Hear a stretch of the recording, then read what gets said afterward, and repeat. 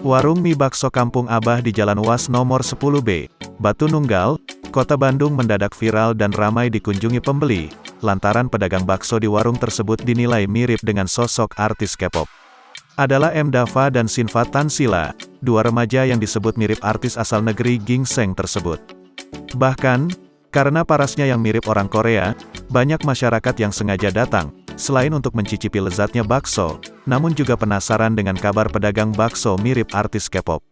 Dava mengaku, selama ini banyak orang yang menyebut dirinya mirip orang Korea, Jepang, atau Tiongkok, China, namun pria yang merupakan warga asli Cimahi tersebut, tidak begitu memperdulikan anggapan tersebut, terlebih ia tidak bisa berbahasa Korea atau Mandarin, kecuali bahasa Sunda dan Indonesia.